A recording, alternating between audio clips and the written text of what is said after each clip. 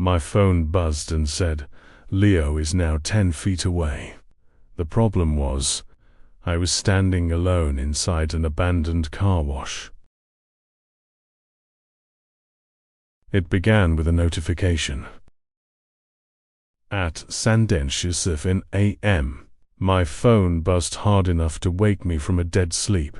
I reached for it blindly, expecting some useless app alert or weather warning, but instead I saw Leo's location updated. Half awake, I opened Find My Friends. My brother's blue dot wasn't at home. It crawled slowly through the South Industrial District,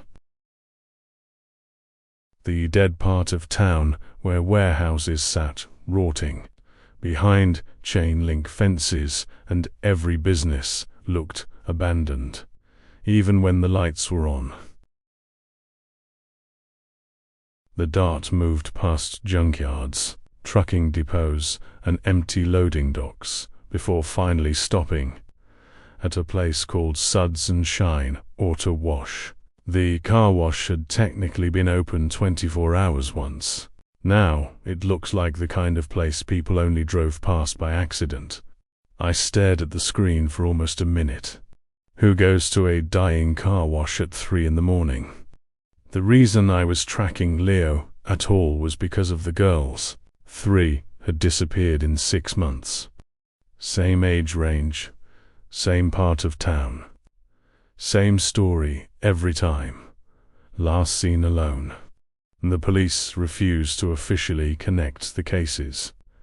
But nobody in town believed that for a second. Fear had settled over everything. Parents walked kids to school. Women stopped jogging alone at night. Every unfamiliar car became suspicious. Leo took it harder than anyone. He organized volunteer searches, printed flyers with his own money, walked through freezing woods carrying flashlights until dawn. At one vigil, I watched him cry while hugging the mother of the second missing girl. "We'll find her," he promised. At the time, I believed him completely. Leo was the dependable one, the protective one, the guy who fixed neighbors' fences after storms and answered late-night calls without hesitation. If someone had told me to be afraid of him, I would have laughed. But love makes strange things easy to ignore, like how interested he was in the details of the investigations. Not emotional details, technical ones. How long police waited before searching drainage systems, whether cadaver dogs could track through bleach, if phone locations still updated underground. He always laughed afterward, embarrassed, like grief had just made him say something weird. Then there was the shadow.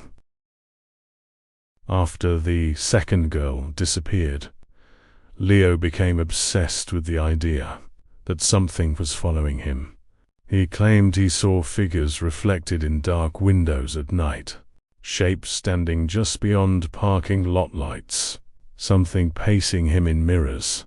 "It's always there," he told me once quietly, "just outside the light." Eventually he stopped calling it a person. He called it a shadow. That night, staring at his motionless blue dot outside Suds and Shine, I almost convinced myself I was paranoid. Then the dart moved again, deeper into the property. A second later, my phone vibrated. "Leo has arrived at Suds and Shine Auto Wash." Arrived, not passing through, not stopped. Arrived. Something about the word made my stomach tighten. Before I could think myself out of it, I threw on clothes, grabbed my keys, and drove. The entire trip, I kept glancing at the map glowing on the passenger seat beside me. Every red light painted the screen blood red for a second, before turning green again. Leo's dot never moved. It waited. The car wash looked worse in person. Most of the sign was burned out, leaving only 2 glowing words. New DS, Shine. Water dripped somewhere inside with a hollow metallic echo. One wash bay flickered under a dying fluorescent bulb, the light strobbing weakly across wet concrete. Leo's truck sat parked near the side entrance, empty. I got out slowly. The air smelled like rainwater, soap, and rust. Then I heard something scrape, metal against concrete. I followed the sound toward a side door hanging slightly open. Inside, the smell changed immediately. Bleach, rust, and beneath it, something warm and rotten that turned my stomach. My phone buzzed violently in my hand. I looked down. Leo is now 10 feet away. Every muscle in my body locked. On the screen, his blue dot was moving toward mine, slowly, deliberately. And from somewhere beyond the wall, footsteps matched its pace exactly. I whispered his name.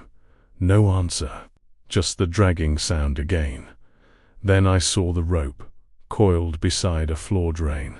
Dark stains crusted the ends.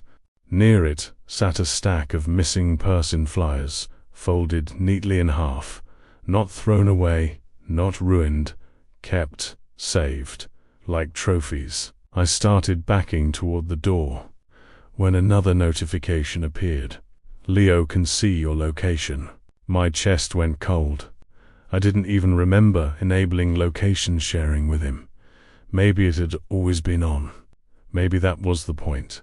Suddenly, everything rearranged itself in my mind, with horrifying clarity. The searches, the tears, the vigils, even the shadow story. It had never been paranoia. It had been camouflage.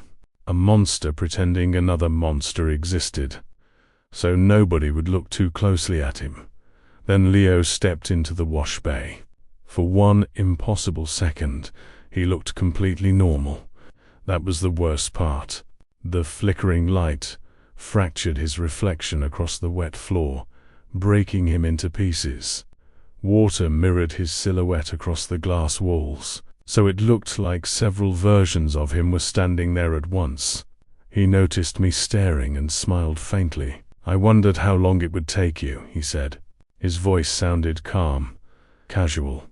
I asked where the girls were. He tilted his head slightly, disappointed.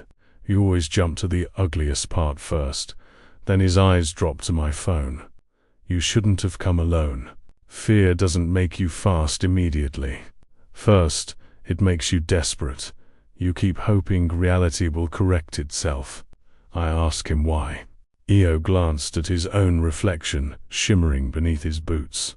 "Because people trust the person helping them search," he said softly. "They tell him things. They open doors for him. They get in the car, willingly." Then he stepped closer. My phone buzzed again. Leo is now 5 feet away. I remember that notification more clearly than his face. That stupid blue dot sliding toward mine, while the app calmly narrated my death. I ran, not gracefully, not bravely.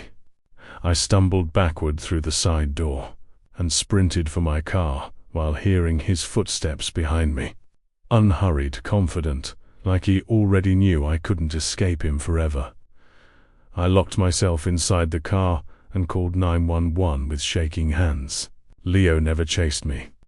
He simply stood beneath the dying glow of the sign and watched. No anger, no panic, just that same calm expression. It's like I had finally understood something important. The police found enough evidence inside Suds and Shine to connect him to all 3 disappearances. What they didn't find was anything supernatural. No shadow, no curse, no creature lurking in the dark. Just a man who understood one simple thing. People are easiest to hurt when they believe you're trying to save them. I turned off location sharing after that. I know the app wasn't evil. It showed me the truth when nobody else could. Still, sometimes I wake up in the middle of the night and imagine a blue dot slowly moving toward my house again, Steady, patient, waiting. And I remember the worst part wasn't learning my brother was a monster. It was realizing he built the disguise out of kindness first. That's the end of this story. But I've got one even crazier dropping soon. Subscribe so you don't miss it.